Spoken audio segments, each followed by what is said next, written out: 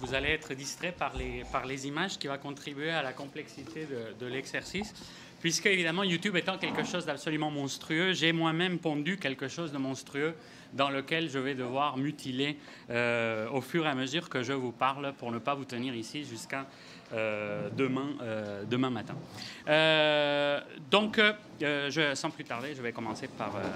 L'univers vertigineux et virtuellement infini de YouTube, dont le Big Bang remonte à février 2005, est désormais un des faits de civilisation majeur de ce début de millénaire. Avec 60 heures de nouvelles vidéos publiées chaque minute et 800 milliards de visiteurs uniques par mois, qui y passent en moyenne 15 minutes par jour, il constitue le troisième site le plus visité d'Internet après Google et Facebook.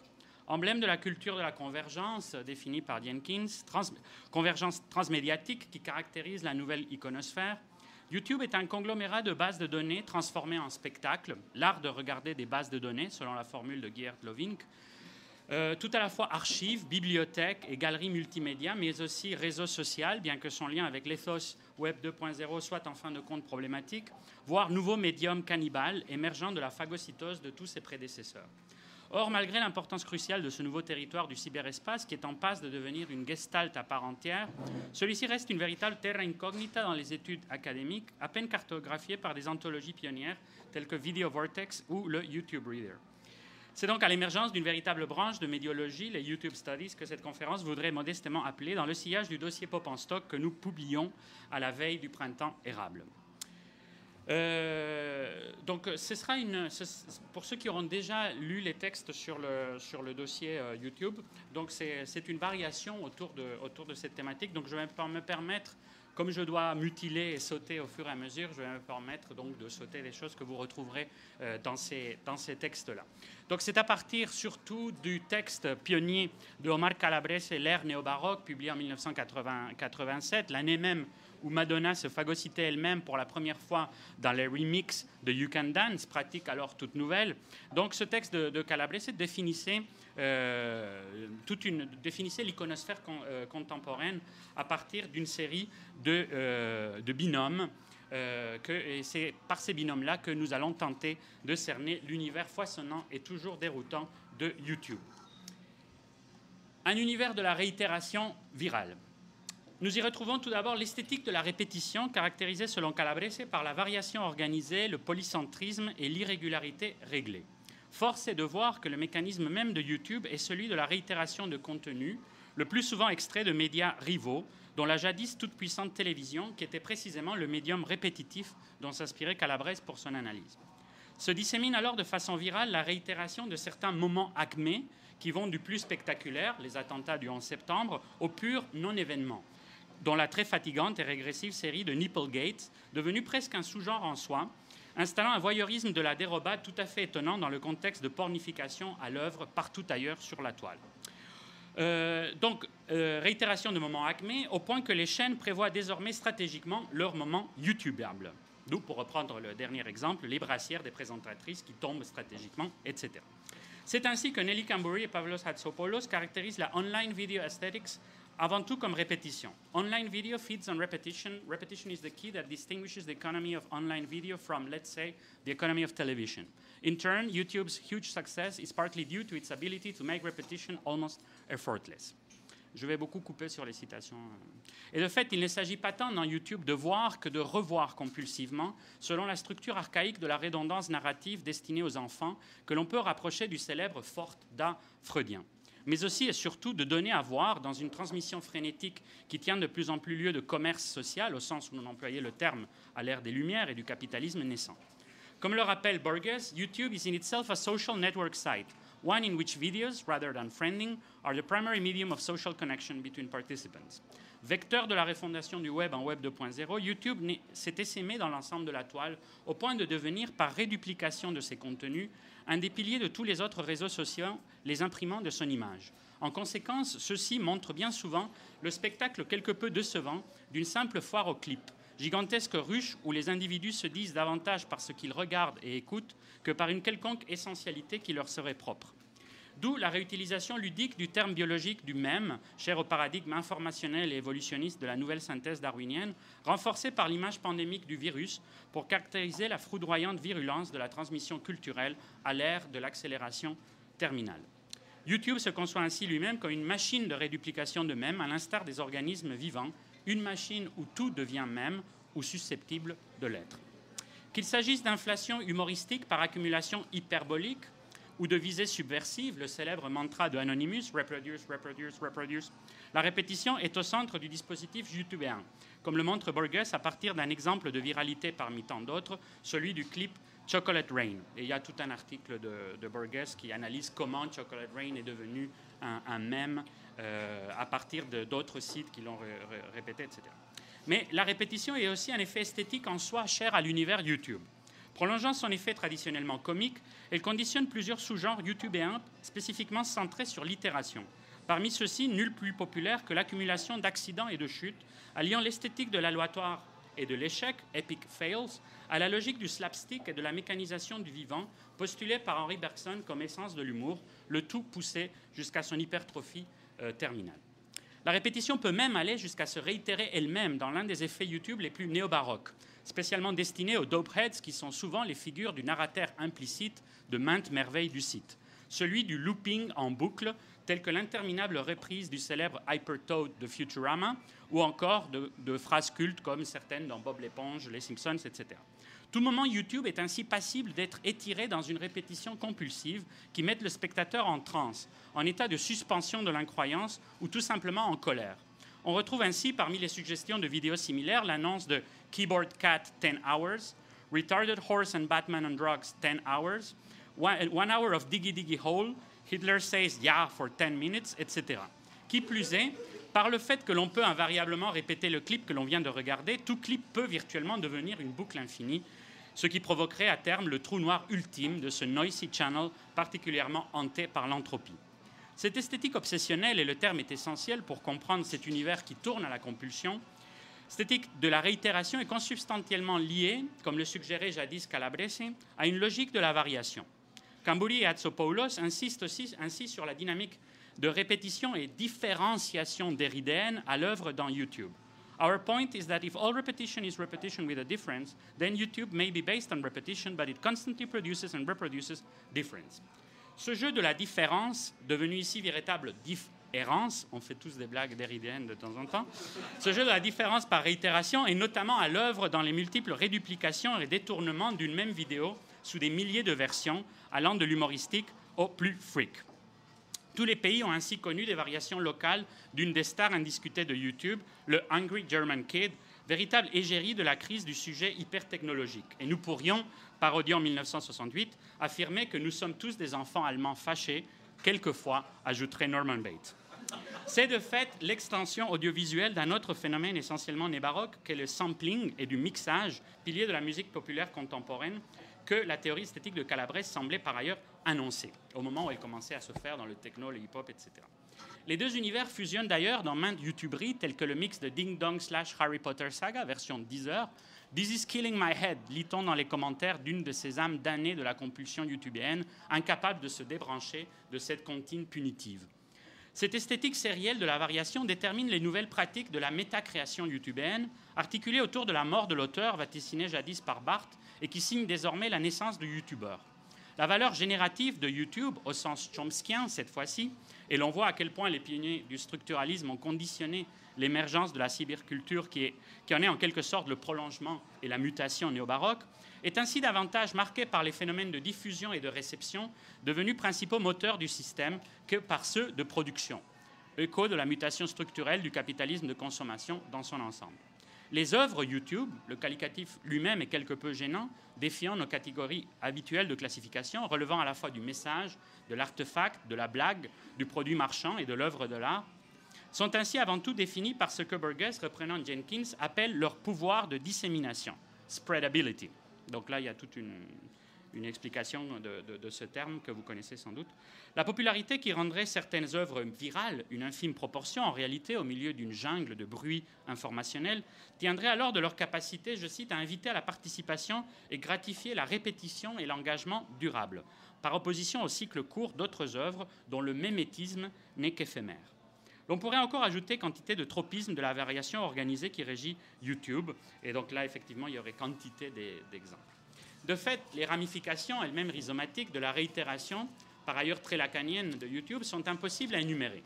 Il devient ainsi le signe de cette poétique de la répétition qui semblait déjà pour Calabrese le seul réflexe possible dans le contexte de sursaturation de la sémiosis dans laquelle nous sommes immergés. Je cite Calabrese, « Thus the neo-baroque pretends to be dynamic but is actually static. Unlike a genuinely dynamic epoch, by which I mean revolutionary, neo-baroque taste is represented as though in perennial suspension, stimulated but not inclined to upset categories of value. » Un univers frénétique. Reprenant l'analyse de Severo Sarduy sur l'isomorphisme entre formes artistiques et scientifiques du polycentrisme au XVIIe siècle, Calabrese conçoit la frénésie de l'image comme crarotope typiquement néo-baroque. Le vidéoclip, le spot publicitaire, les jeux vidéo et leur commune influence sur le récit cinématographique se situent dans cette mouvance qui redéfinit le rythme de notre iconosphère en général.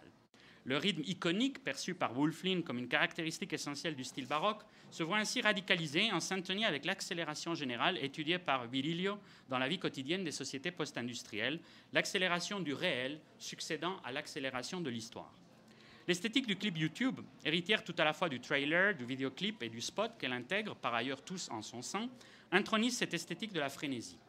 Forme de la brièveté ultime, le clip YouTube installe un rythme de consommation boulimique qui redéfinit notre rapport au récit et à l'image, consommés tous deux en des temps records, et tout de suite substitués par des nouveaux contenus surgis de multiples fenêtres qui entourent tentatrice toute capsule publiée sur le site. En cela, le site web est l'héritier direct de la pratique télévisuelle du zapping, qui s'est désormais imposé comme mode privilégié de la réception.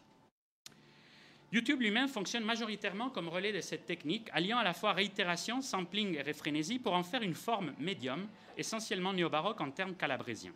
Et comme pour beaucoup d'effets qui l'hypertrophient en les maximalisant, le zapping est ici poussé jusqu'aux lisières du trouble du déficit de l'attention, pathologie essentiellement néo-baroque. Comme le signale Geert Lovink, attentive watching and listening have given way to diffuse multitasking. When we sit down at the computer, we all get ADHD. During video clips, which last an average of just 2.5 minutes, we jump up and down, sing along, play air guitar. Bon, il continue, c'est une citation assez drôle sur les réactions de notre manque d'attention.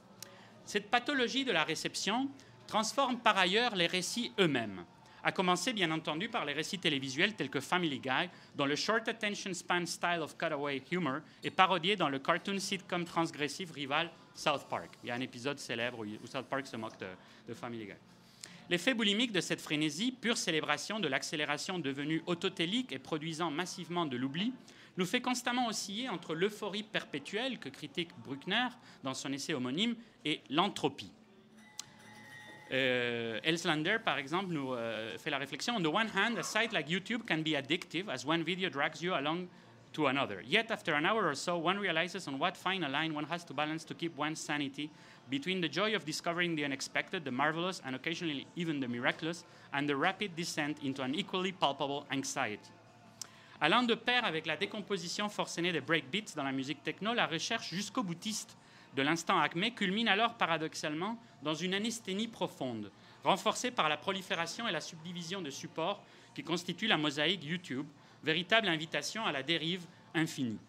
Bombardé par l'appel des images syncopées, le spectateur est ainsi plongé dans un polycentrisme nouveau, centre excentré de sa propre perception, comme c'était déjà le cas dans l'espace architectural et urbanistique de l'âge baroque. On passe alors de l'écran classique, encore balayé par le regard du spectateur, à un territoire qu'il faut explorer et dans lequel nous devons errer. Le spectateur n'est plus le témoin invisible et idéal d'une scène qui se déroulerait dans un univers diégétique, d'où découle toute l'éthique du plan séquence cher à Hervé Bazin. Il est plutôt en éternel sursaut, trop absorbé par sa propre quête, qui n'est en fait qu'un perpétuel appâtage et une constante dérive dans la jungle des hyperliens pour observer véritablement ce qu'il survole au propre et au figuré. Un univers excentrique. Incarnation de la pulsion centrifuge du baroque, l'excès est à la fois de l'ordre du contenu et de la représentation, constituant le noyau même de l'iconosphère contemporaine. Tout y est marqué par ce que Paul Arden appelle les esthétiques de la limite dépassée, sous-titre de son livre sur l'extrême. Reprenant l'esthétique baroque du monstre, de l'horreur et de l'obscène, notre iconosphère est mortellement fascinée par le trash, le gore, le X et le freak. La culture de l'excès par les marges trône ainsi sur la société de la révolte consommée, théorisée dans The Rebel Cell par Joseph Heath et Andrew Potter, très fortement véhiculée par les industries culturelles de la mode et du rock, mais aussi amplifiée par le flux télévisuel. Cette triade, qui informe le gros du contenu YouTube, multiplie des rituels de l'excès, qui, d'une première période hard et transgressive, allant des 60s à la réaction néoconservatrice des années 80, sont passés à un régime de récupération, marchandisation et institutionnalisation, selon l'analyse désormais classique de Gilles Lipovetsky dans l'ère du vide. Diane Ward et Marilyn Manson sont deux icônes parmi tant d'autres de cette banalisation assimilatrice de la transgression, qu'elles proviennent des fringe cultures millénaristes ou du body art extrême. Bien que limité par une relative surveillance de contenu qui le sépare de la pornosphère web, où l'on retrouve néanmoins son envers symétrique YouPorn, l'univers YouTube est tout entier voué à la célébration des excès en tout genre, que ce soit dans le sens du ratage, les epic fails, si viraux, du dérapage quelconque, qu'il soit politique, à la Lars von Trier, ou érotique, tel les Nipplegates déjà évoqués, du fait divers, de l'anomalie, de l'exploit sportif ou aventurier, mais avant et surtout de l'insondable bêtise qui eût fait les délices coupables de Flaubert. Aménagé par le médium télévisuel dont il signe une véritable mutation, le règne de l'idiot du village, fut-il global, fut jadis finement cerné par Umberto Eco dans un petit texte célèbre. Comment retrouver l'idiot du village à la télé? Je cite. « Et voici l'admirable inversion du paradigme à laquelle nous assistons. Exit le personnage du comique brocardant le débile inoffensif. Starisation du débile en personne, tout heureux d'exhiber sa propre débilité. Tout le monde est content. Le gogol qui s'affiche, la chaîne qui fait du spectacle sans avoir à rétribuer un acteur, et nous qui pouvons à nouveau rire de la stupidité d'autrui en satisfaisant notre sadisme. Si l'idiot du village s'exhibe en jubilant, nous pouvons rire sans remords. » Inutile de dire à quel point YouTube pousse ce règne du nouvel idiot planétaire jusqu'à l'hyperbole. Non seulement par réduplication des idioties télévisuelles dont on traque les moindres manifestations, mais par la création de nouvelles figures idiotiques. Enclenchant de vrais phénomènes de mimétisme, le moronic chic, qui traverse certaines sous-cultures, des skaters aux douchebags, celle-ci certifie la régression infantile profonde qui caractérise la jouissance YouTube. Automatic infantilization occurs because authority is nowhere in sight, écrit Geert Loving. Le néo-idiotisme YouTube est en quelque sorte la figure de proue de ce culte à l'excentricité théorisé par Calabrese qui remonte à l'esthétique des cours baroques, revue dans le contexte de la société du spectacle conspuée par Guy Debord. Emblème de l'hyper-individualisme néolibéral dans les sociétés d'hyperconsommation, ce culte est intronisé par des superstars de la freakitude, telles que Lady Gaga, qui baptise affectueusement ses fans de Monsters et se pare elle-même du titre ouvertement psychanalytique de Mother Monster. Barbara Creed a dû en jubiler. Mais aussi la version arty trash de Diane Ward, qui caractérise, voire érotise en un nouvel amour monstre, l'esthétique de la laideur entre le corps malade de DJ High-Tech, la beauté mutante de Yolandi Visser et le douchebag chic de Ninja. C'est encore la frikitude qui anime toute une série de pratiques culturelles, telles que l'univers du cosplay ou encore l'obsession pour les modifications corporelles à la lisière du post-humain, tel l'étalage des weird tattoos. YouTube fonctionne à ce sujet comme véritable disséminateur de la freak culture, transformant n'importe quel écart de la marge en phénomène de masse néogrotesque. Son propre caractère viral et mutant en fait un pur phénomène de l'excès et la contagion tératologique. Pour preuve, la prolifération de mèmes et de stars emblématiques de ce nouvel univers, dont nos chers hyper-idiots déjà évoqués. Et vous avez là, qui défile en continu, une illustration des différents mèmes de cette époque. Icône des nouveaux processus de starification par le grotesque, Charlie Sheen on Drugs fait le tour de la cyberplanète, où, dans une échelle plus locale, les amis de Kevin interpellent le Québec, s'interrogeant sur son identité profonde. Sous couvert d'humour décalé, véritable capsule de rire pour alléger la tâche des nouveaux esclaves du nouvel ordre mondial, attelés à leur ordinateur et smartphones comme jadis les galériens à leur rame, il s'agit le plus souvent de l'érection d'un nouveau grotesque qui radicalise l'esthétique de la laideur jadis prônée par la tradition romantique. Poussé aussi, encore une fois, jusqu'au bout, dans des phénomènes qui sont très baroques, comme la fascination pour les nains, 63 700 entrées dans la recherche YouTube, ces petits héros pour un temps d'attente diminué, selon le célèbre terme de Christopher Lasch, American Life in an Age of Diminishing Expectations. Sans oublier, bien entendu, les gros, devenus les derniers parias de notre euphorie perpétuelle dont on peut légitimement se moquer, symbole grotesque d'une opulence hypertrophiée et hors de contrôle qui n'est plus de mise dans la société où le luxe rime désormais avec minimalisme et fitness. Forme particulière du culte de l'excès, la culture du risque, analysée par quantité de sociologues contemporains, le plus connu étant Ulrich Beck, s'allie avec l'excentricité dans des clips de défis et de records absurdes dans le sillage de hits télévisuels tels que I Bet You Will ou Jackass. Rémi Gaillard et sa devise néo-situationniste, c'est en faisant n'importe quoi que l'on devient n'importe qui, deviennent ainsi un phénomène YouTube tout en proposant le détournement de la culture du défi dans la société spectaculaire. À la fois image du nouvel héros YouTube, dégradation de la dégradation au sens lucaxien, et de son consommateur implicite, le sujet freak comme son semblable, son frère baudelairien, le borderline est le héros culturel du nouveau hyper-individualisme, pilier, comme l'on sait, de notre système idéologique. Et là, j'ai une si longue citation en espagnol de Gerardo Inberta en Cine Imaginarios Sociales. Le sujet, j'essaie de traduire en même temps, le sujet borderline est un sujet en rupture avec le système, désintégré à la dérive, avec la perte des références spatio-temporelles. Il n'est pas forcément marginal au sens socio-économique du mot, mais il se situe dans les marges et il peut tomber dans l'anomie et les conduites de risque. C'est un sujet tenté par le désordre, l'irrationnel, fasciné par la violence, inquiété par la mort, en un état d'entre-deux entre la raison et la déraison. Cet entre-deux entre la raison et la déraison synthétise d'ailleurs très bien l'univers YouTube, tel qu'il se montre à nous pour peu qu'on s'en distancie. De fragments et de détails. Dominé tout à la fois par le fragment et le détail, YouTube pousse aussi ces deux catégories chères à Calabrese jusqu'à l'hypertrophie. La fragmentation est la base même du découpage des contenus YouTube, que ce soit sous la forme d'extraits parasités d'autres médias, d'émissions télé, des films, de matchs, etc., ou du contenu créé expressément pour sa diffusion sur le site. Elle opère de fait une décontextualisation qui, outre ces aspects idéologiques dénoncés par plusieurs tenants de la culture critique contemporaine, la décontextualisation étant un effet délibéré du capitalisme terminal, conditionne une esthétique, voire une ontologie.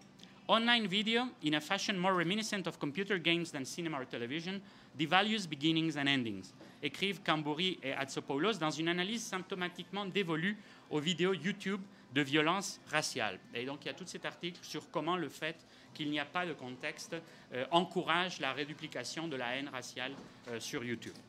Cette dynamique de fragmentation est intimement liée au culte du détail que le sémiologue qualifie d'effet porno qui domine notre iconosphère. Proche de l'image frénétique, la rhétorique de la fragmentation privilégie le détail, que ce soit dans l'orgasme, les cum-shots pornographiques, l'agonie, l'obsession du détail dans les mutilations du gore, la performance sportive, nouvelle grammaire de la rétransmission des matchs, ou le désordre affectif, premier plan des sujets larmoyants dans les talk-shows. Poussé par sa logique d'archivage et de catalogue, YouTube a créé ainsi des nouvelles sous-catégories du fragmentaire, telles que ces étonnants body counts qui résument les films d'action à un montage épileptique d'agonie soigneusement décompté. C'est en général le triomphe des compilations, des best-of drunk pranks, stupid bets, etc., et des top 10, My Top 10 Disney Saddest Moments, Top 10 Bizarre Anime Deaths, etc., jusqu'à arriver au pur vertige de ces 500 movie moments en 10 minutes. Donc, un peu comme ce que vous êtes en train de voir. C'est aussi la figure youtubéenne du décompte, proche des listes rabelaisiennes, où se disait la crise inquiète de la Renaissance avant le tournant baroque. Ainsi, le décompte des fois où les acteurs emploient le F-word dans un film, ou toute autre récursivité, telle que la phrase « You can't park here », les femmes giflées, les nains abusés sur scène, ou encore leur juste vengeance. Le culte du détail, devenu fétichisme dans quantité de sphères de notre culture d'hyperconsommation, et jadis très présent dans l'art de l'ère baroque, tel que l'a superbement montré Daniel Arras, renvoie sans doute à une crise de l'idée de totalité, contemporaine du déclin des grands récits.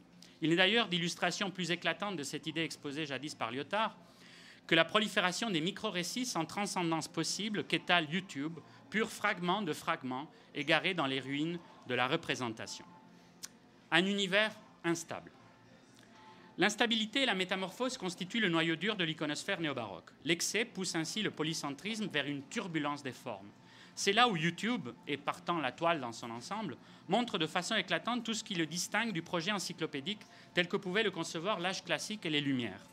L'on sait la cohérence de l'épistémé encyclopédique à l'âge de la représentation, de l'ordre, de l'identité et de la différence, si finement analysée par Michel Foucault dans Les mots et les choses.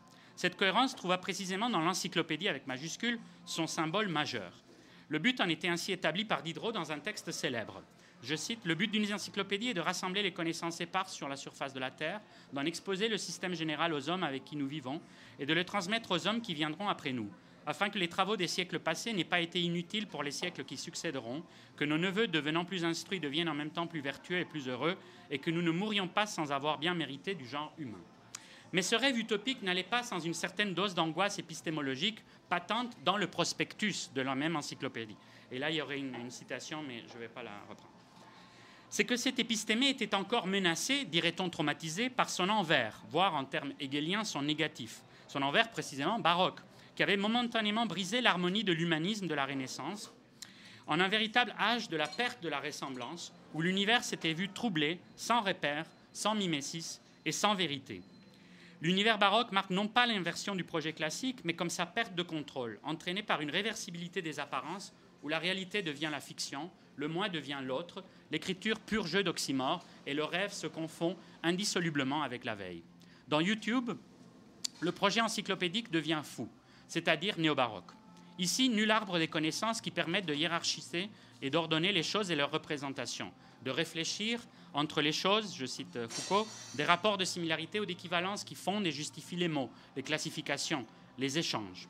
On est beaucoup plus proche de l'autre de la raison encyclopédique classique, ces hétérotopies chères à Borges, par lesquelles Foucault ouvrait précisément les mots et les choses. Et je cite, célèbre début, « Ce texte de Borges m'a fait rire longtemps, non sans un malaise certain et difficile à vaincre. Peut-être parce que dans son sillage naissait le soupçon qu'il y a pire désordre que celui de l'incongru et du rapprochement de ce qui ne convient pas. Ce serait le désordre qui fait scintiller les fragments d'un grand nombre d'ordres possibles dans la dimension sans loi ni géométrie de l'hétéroclite. » YouTube fonctionne comme une véritable hétérotopie en acte, qui nous invite à une circulation sans cesse déstabilisée et déstabilisante, passant dans ses recommandations, en ce jour du Seigneur du 17 février 2012, où je m'étais livré à l'exercice, du nouveau film de Denzel Washington, au Weekend on Mars de The Cramps, le film d'horreur de Kindred, un extrait d'un documentaire sur l'héroïne, ou encore How to Pick Up Girls with Magic Lipstick On.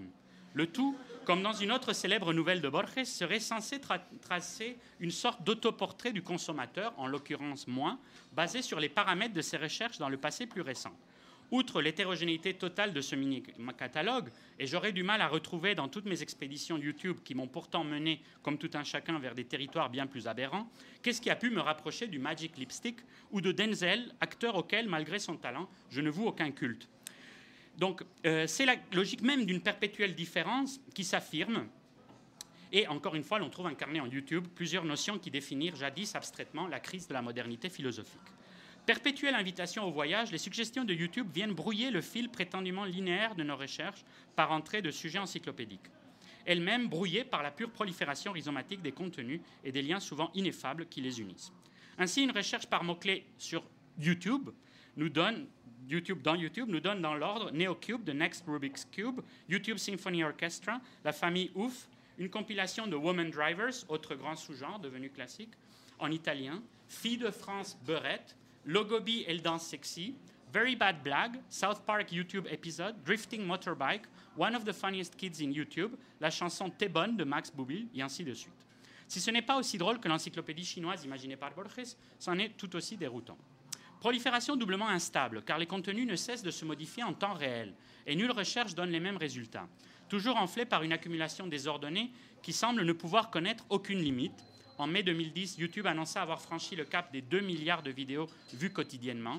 Et comme l'affirme le site, chaque minute, 48 heures de vidéos sont mises en ligne, soit presque 8 ans de contenu ajouté chaque jour. Cet univers est néanmoins guetté aussi par ses propres formes d'entropie, notamment la disparition sans préavis des contenus, soit pour des raisons de copyright et un futur incertain pan sur YouTube au moment même où on parle, à l'ombre de la SOPA, soit par clôture du compte qui les hébergeait. D'où l'impression d'une sorte d'organisme vivant, bien qu'on puisse tout aussi invoquer l'image de la métastase, animé par l'instabilité des contenus et des formes qui rythment le plus immense fourre-tout jamais imaginé par l'homme. Un homme, ne l'oublions pas, largement absent du processus mécanisé d'alimentation du site, puisqu'il ne peut y avoir de véritable contrôle et de gestion unitaire des contenus dans un tel dégoulis constant de flux audiovisuels. YouTube is a mess. Videos are hard to find, easy to misname, and quick to lose, écrit Juhas. The very paucity of its functions fits its primary purpose, moving users' eyeballs aimlessly and without direction, scheme, or map across its unparalleled archive of moving images. The site signals to us in its conscientious failings that it is not a place to hunker down or hang out with others, not a place within which to seriously research or study, not a place for anything but solo digital play. Reflet de cette société incertaine théorisée par Miranda un an avant l'apparition de l'œuvre de Calabrese, l'instabilité constitutive de YouTube renvoie directement à celle qui régit notre représentation du monde, notre rapport au savoir, les manifestations de nos pouvoirs et l'économie de nos fictions. Emblème d'une société inachevée qui découvre peu à peu son impossible transparence et accepte sa propre étrangeté, je cite Miranda, elle correspond à une perte de la centralité qui va de pair avec l'attraction pour l'anomie dégagée par Imbert dans les œuvres de notre iconosphère. L'instabilité confine ici, comme dans la sphère néo-baroque, à la métamorphose, mais aussi à ses formes connexes que sont le désordre et le chaos, le nœud et le labyrinthe. L'univers de tous les désordres. Ce n'est pas un hasard si YouTube est tellement fasciné par toutes les formes d'instabilité morphologique de l'image, complémentaire de notre régime de métamorphose généralisée.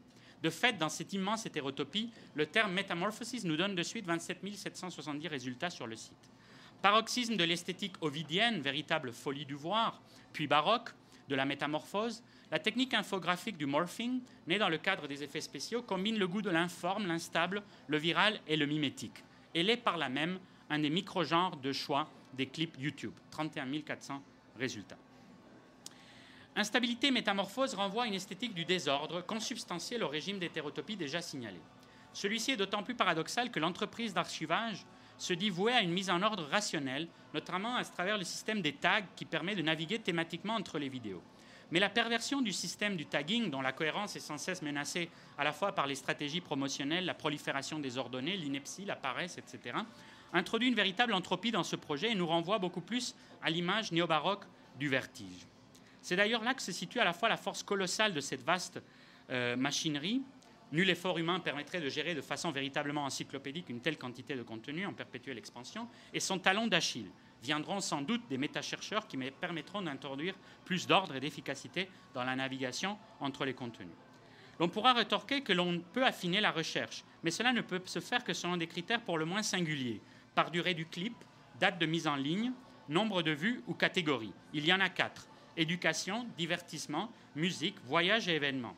Et rétrécissement pour le moins abusif de l'arbre de la connaissance évoqué par Diderot et les siens. L'on pourra enfin objecter que les contenus traditionnels sont beaucoup moins représentés de toute façon dans l'univers YouTube que tout ce qui relève de la culture pop des 30 dernières années, ce qui est déjà en soi un symptôme intéressant du déplacement collectif vers la sortie de la modernité, éclipsant de facto la tradition classique qui articula la culture occidentale pendant plus de 2 millénaires. Mais la question n'est pas là. Il y a des moyens de trouver ce que l'on cherche sur YouTube, certes, mais la véritable expérience youtubéenne relève beaucoup plus des plaisirs de l'égarement, le célèbre facteur WWILF, What Was I Looking For, qui définit la nouvelle herméneutique du sujet hypermoderne perpétuellement étourdi.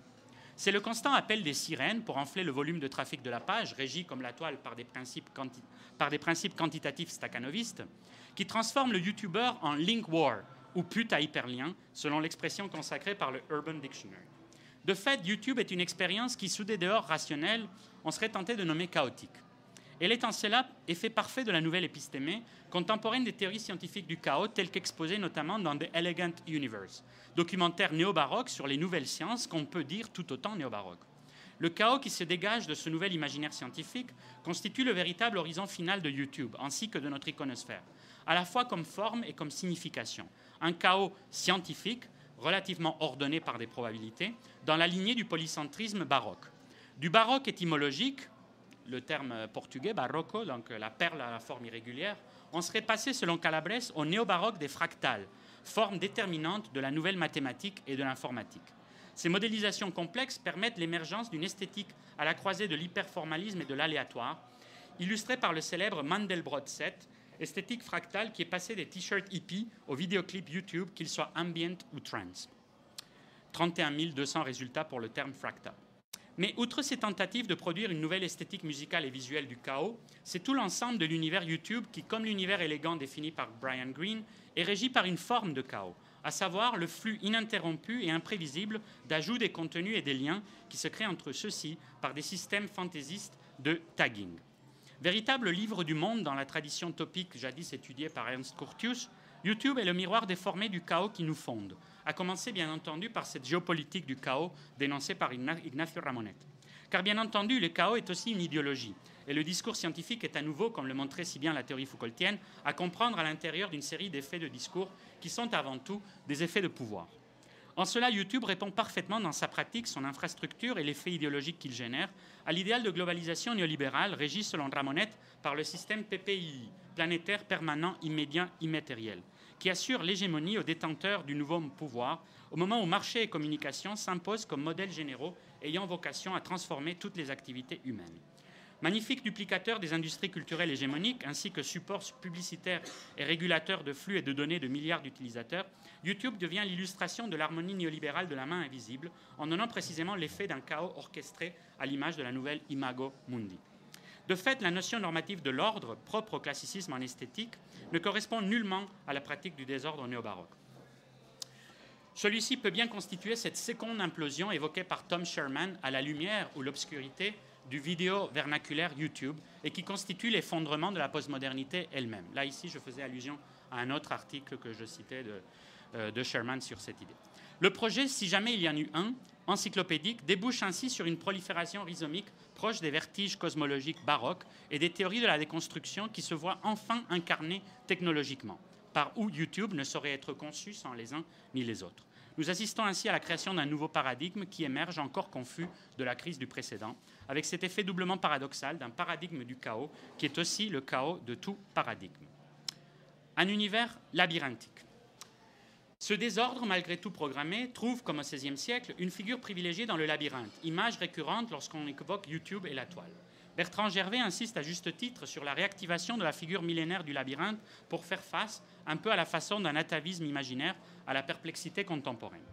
Mais contrairement au musement postulé par le sémiologue montréalais, errance de l'esprit quand un sujet se laisse aller au mouvement continu de sa pensée, à l'image des associations libres ou de l'écoute flottante en psychanalyse, et qui trouve dans le labyrinthe sa figure par excellence, l'activité frénétique et déstabilisante de YouTube est marquée bel et bien par la perte, dans un dédale extérieur, de stimuli incessants. Outre l'esthétique de la surprise déjà évoquée, le spectateur arpenteur, car il est à la croisée des deux actions, spéculaire et exploratrice, est sans cesse happé et basculé hors du sentier qu'il s'était tracé pour mener à terme sa recherche dans la selva oscura de cette nouvelle comédie inhumaine. Comme dans les jardins et labyrinthiques du baroque, dominé par l'esthétique de la surprise permanente, l'on peut à tout moment, au détour d'une recherche quelconque sur YouTube, tomber sur quelque chose de déroutant. Le facteur « what the fuck » venant ainsi compléter celui déjà évoqué du « what was I looking for ». Tel cet étrange mode viral du planking, activité qui consiste à adopter une aptitude aussi raide qu'une planche dans des endroits publics et se faire photographier, ou tomber sur une station de télé nord-coréenne, ou sur le Jesus Christ twist d'un prêtre millénariste du Midwest profond, ou sur un beau poème de l'Uruguayen Mario Benedetti, sur un vidéoclip de Popsa Slave, sur la Fish Slapping Dance de Monty Python, le célèbre motto de ce sublime collectif « And now for something completely different » annonçait de fait le régime digressif de YouTube, ou encore le trailer pour un incroyable nanar dont on ne pouvait soupçonner l'existence. Il y a d'ailleurs dans le labyrinthe néo-baroque cette idée de déroute totale des repères cognitifs et sensoriels désormais associés au virtuel, notamment dans toutes les fictions qui ont trait au paradoxe des univers artificiels. Je saute un peu. Complexe, un univers complexe et dissipé. La complexité comme concept organisateur émane de toutes les catégories précédemment citées. Elle triomphe sans conteste autour de nous, de la pensée du complexe prônée jadis par Edgar Morin aux puzzle films étudiés par Warren Buckland, Memento, Old Boy, Run, Roll Around, Lost Highway, etc., auxquels on pourrait ajouter quantité d'autres. Cet effet du désordre déjà analysé nous intéresse ici dans un autre sens, bien que tous ces phénomènes soient profondément interpénétrés. C'est le phénomène de relativisation absolue des repères qui entre ici en action, provoquant une complexification de toute stabilité linéaire et simpliste. Il y a là un paradoxe, car même si la plupart des contenus sont eux-mêmes très simplificateurs, l'effet d'ensemble est celui d'un univers qui ne cesse, par le volume même et l'hétéronomie de ses ajouts, de se complexifier. Ce qui démontre par ailleurs que la complexité peut parfaitement s'allier avec le culte de l'idiotie déjà signalé. Il existe des bêtises complexes, comme le savait Flaubert, et maint contenu de YouTube est là pour le démontrer. Nouveau degré de complexité, YouTube commence à générer sa propre conscience autoréflexive. Non seulement c'est l'émergence des YouTube Studies, entamée par le YouTube Reader, et auquel cette conférence voudrait modestement contribuer, mais aussi par la réappropriation esthétique par des formes d'art qu'on peut désormais baptiser de YouTube Art. Parmi quantité d'exemples, nous pourrions citer l'œuvre de Gregory Chatonsky, Dance With Me, présentée dans le cadre du Festival Transamérique, ou dans le domaine littéraire, les œuvres de Giasson dévolues au YouTube Series, qui montrent l'aurore de tout un nouveau pan de la réflexivité youtubéenne, où, par un changement de médium, le site se voit obligé de se mirer en lui-même. Google lui-même aurait accédé, selon un article récent, à une forme d'autoconscience, à travers une nouvelle dialectique hegelienne qui passe par les vidéos de chatons. C'est toute une étude où précisément Google aurait une préférence pour chercher des chatons, des images de chatons et des vidéos de chats dans YouTube. Il faudra alors, pour le méta-youtubeur en herbe confronté à ce véritable vidéo-vortex sans fond, garder à l'esprit la célèbre mise en garde nietzschéenne dans Au-delà du bien et du mal, qui pourrait bien devenir la devise des YouTube Studies dans leur ensemble. Si tu plonges longtemps ton regard dans l'abîme, l'abîme te regarde aussi. Parmi les symptômes de ce que Calabrese nomme la dissipation des formes et des thèmes, propre à toute crise des paradigmes, il en est une particulièrement centrale qui est la désubstantialisation des catégories du réel. Comme tous les autres symptômes évoqués jusqu'ici, elle fonctionne en réseau et ne peut se dégager isolément, ayant partie liée directement avec l'instabilité généralisée de l'épistémie. Nul ne peut établir in fine la véracité des contenus YouTube. Vidéos négationnistes, xénophobes ou antisémites alternent avec délires ufologiques, alchimiques, tantriques, résurrectionnistes, millénaristes ou créationnistes, au même titre que des émissions documentaires de la BBC, des extraits de téléjournaux, voire des transcriptions de cours universitaires. Nul critère, outre la surveillance de contenus potentiellement criminels ou la main invisible des dénonciations des utilisateurs pour les cas les plus litigieux, mais là encore, peut-on se fier à un système de simples dénonciateurs anonymes pour gérer la légitimité des propos dans les différents contenus ? Donc rien n'est prévu pour mettre de l'ordre dans ce fatras absolu d'informations, de mensonges, de demi-vérités et de pur délire. La dissipation de la catégorie du vrai, voire du simple vraisemblable, est renforcée par l'effet amplificateur des commentaires, dont le travail effectué par Steve Giasson sur les posts relatifs au clip de YouTube de l'attentat du 11 septembre montre l'absolue cacophonie, souvent régie par une sorte de syndrome collectif de Gilles de la Tourette. D'où, entre autres effets collatéraux, la promotion de la conspiranoïa comme épistémée flottante de YouTube, et partant de la dissipation néo-baroque.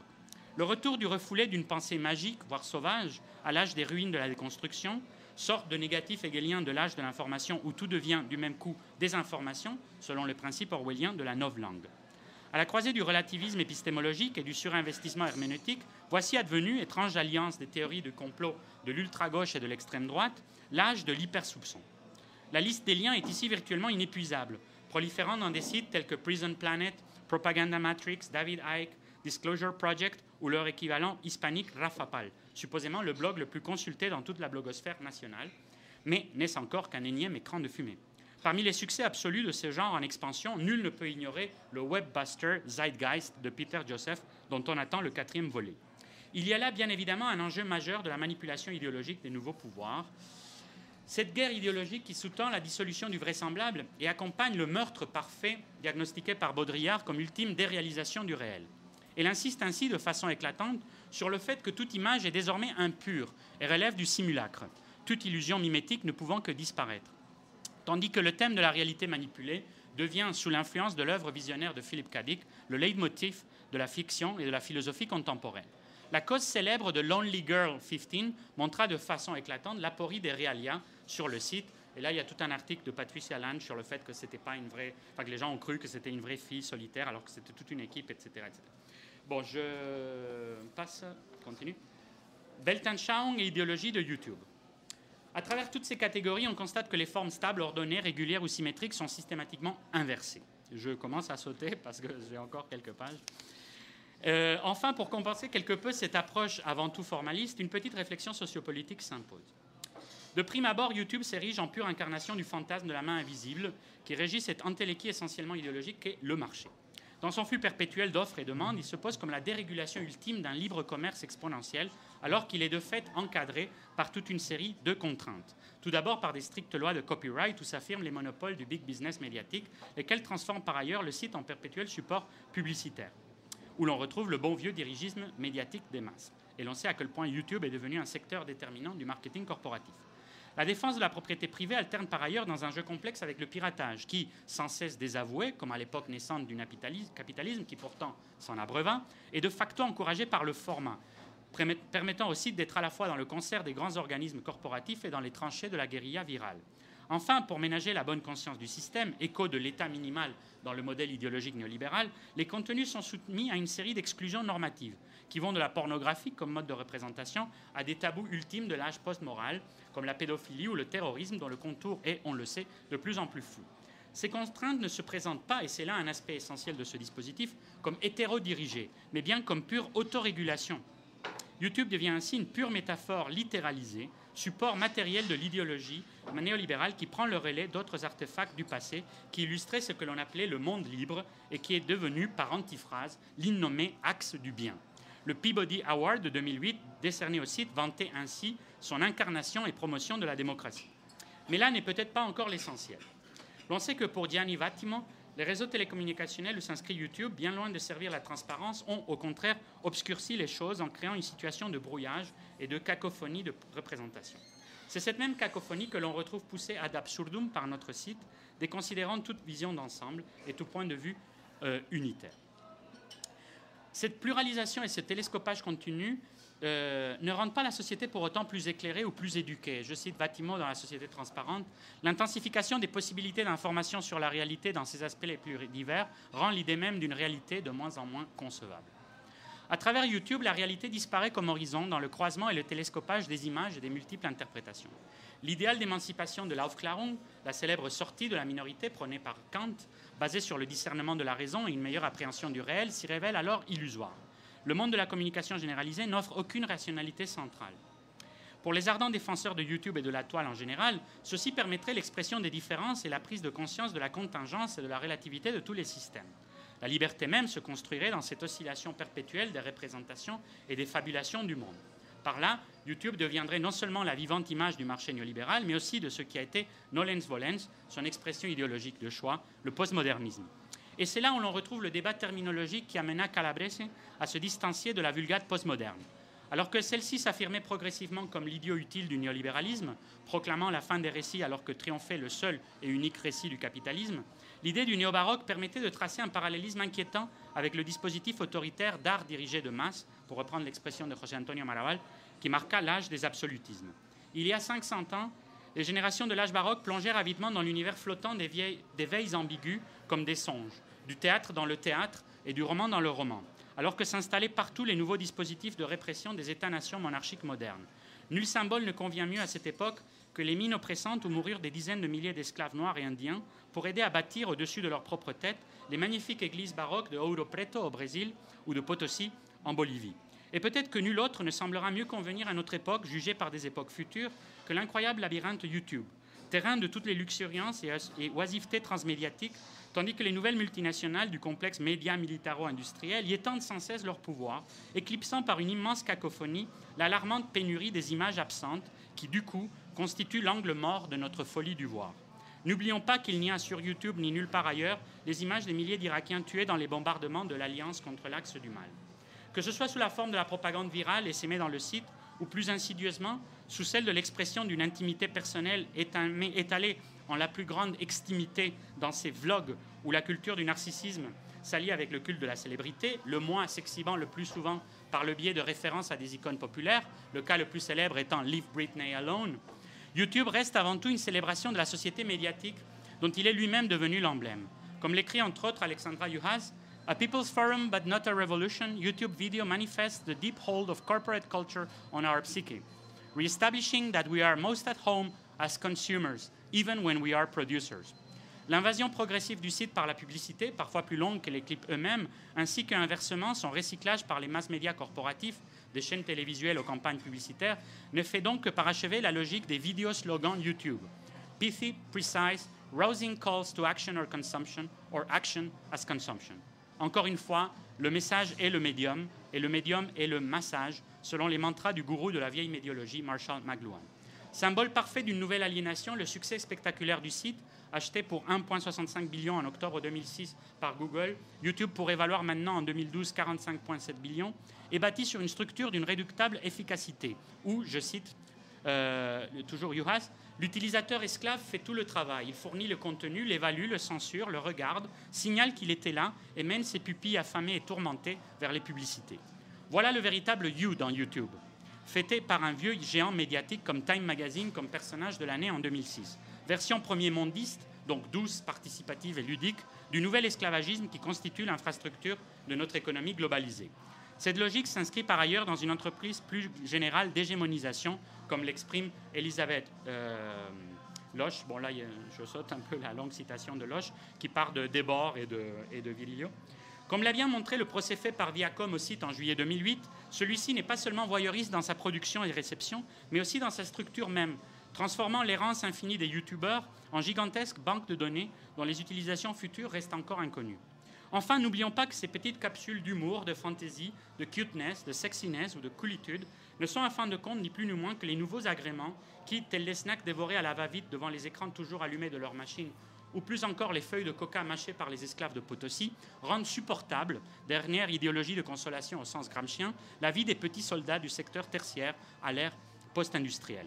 YouTube devient ainsi bouffée d'escapisme minimal dans la lignée de ces tentatives de fuite étudiées par Stanley Cohen et Laurie Taylor dans leur opus post-situationniste Escape Attempt, The Struggle of Resistance in Everyday Life. La micro-fuite quotidienne de l'homme corporatif qui, broyé par le cauchemar de la répétition, cherche dans la réitération ludique et dérisoire des mêmes youtubéens une parodie bienveillante de sa propre absurdité. Est-ce pour cela que l'utopisme communautaire du partage dégénère si souvent en une escalade de violence verbale sans précédent?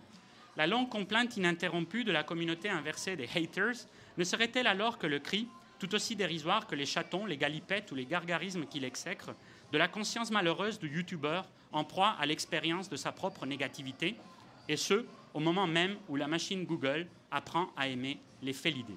Merci.